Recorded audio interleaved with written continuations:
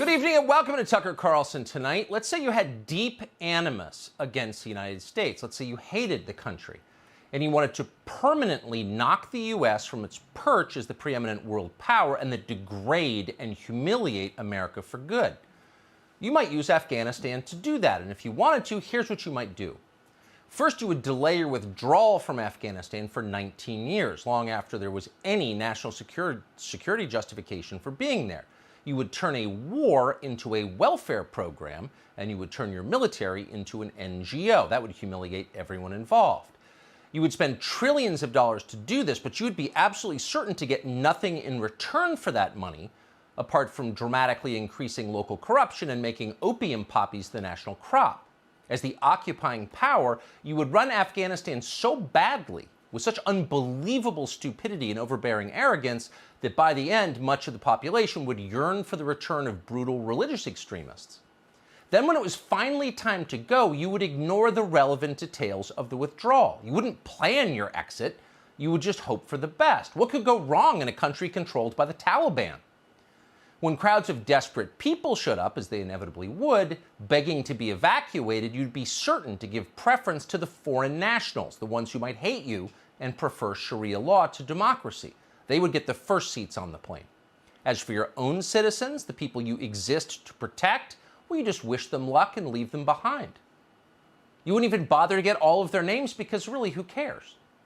Then, having done all of that, you would go on television back in your own country to brag about what an amazing job you'd done. You'd call yourself a hero. You'd compare your evacuation of Kabul to the Berlin airlift. And that way, once you'd done that, the rest of the world would know you're not simply incompetent and weak, but you're also delusional. You are a lunatic with no self-respect. Having learned all that, your enemies just might conclude that now is the perfect time to take advantage of your diminished condition. And today in Kabul, they did just that. A terror bombing at the airport killed 90 people and injured 150 more. 13 of the dead were American servicemen, 12 Marines, and a Navy corpsman. For the U.S. military, it was the single deadliest day in Afghanistan in a decade. It was a tragedy, and we saw it on television. In moments like this, Americans turn instinctively to their president for perspective and leadership. It doesn't matter if they voted for him. They want to be reassured by the man in charge. But Joe Biden did not reassure them. He didn't even appear. For hours, Biden remained hidden and silent. Finally, the White House announced that Joe Biden would speak to the country at 5 p.m. this afternoon. But even then, he didn't show. Joe Biden was fully 25 minutes late to the podium, like he had better things to do. And when he spoke, it was hard to believe this is the man in charge of our country. Joe Biden is fading before our eyes.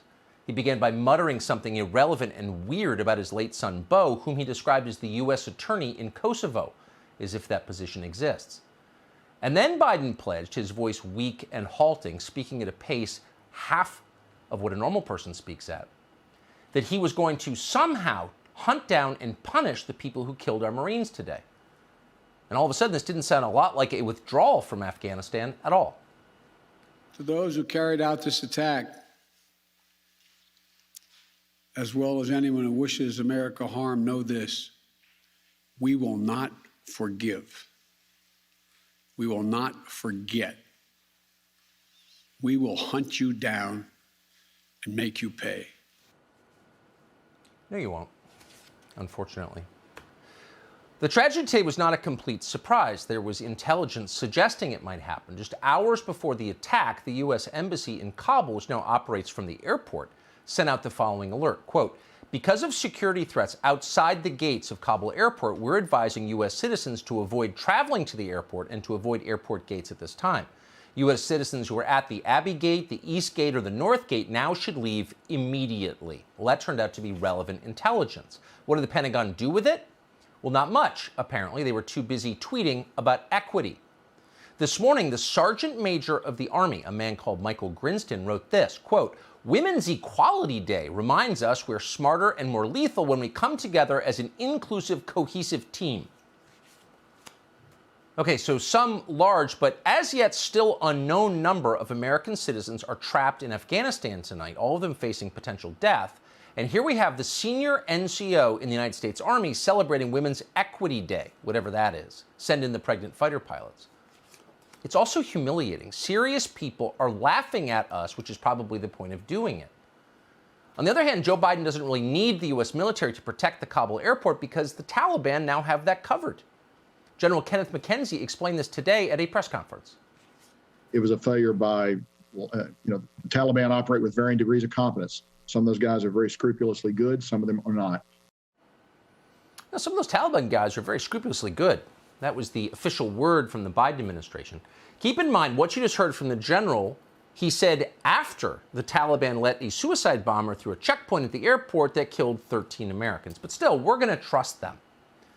The Biden administration trusts the Taliban enough tonight, apparently, to share classified intelligence with them. Again, here's General McKenzie. The other thing we do is we share versions of this information with the Taliban so that they can actually do some searching out there for us, and we believe that some attacks have been thwarted by them. And then we also use the Taliban as a tool to protect us as much as possible. So we share a common purpose. As long as we've kept that common purpose aligned, they've been useful to work with. They've cut some of our security concerns down. So we now share a common purpose with the Taliban. That's the head of the U.S. military telling us that. So naturally, the Taliban are now in charge of protecting our citizens. Hey, America, meet your new bodyguards. Bad news is they're the Taliban. It's hard to believe any of this is actually happening, or that clip that we displayed is real, but it is happening, and unfortunately, that is a real clip. So what kind of information is the Biden administration now handing over to the Taliban? Well, according to Politico, quote, U.S. officials gave the Taliban a list of names of U.S. citizens, green card holders, and Afghan allies to grant entry into the outer perimeter of the city's airport. Wait, what? We gave the Taliban the names of U.S. citizens in Afghanistan? We don't have special operators anymore? Why are we doing that? Why would we give it to the Taliban? That can't be right. Well, it is right. It's true.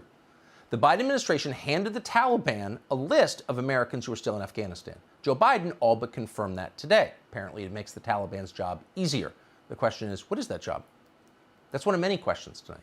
Hey, Sean Hannity here. Hey, click here to subscribe to Fox News YouTube page and catch our hottest interviews and most compelling analysis. You will not get it anywhere else.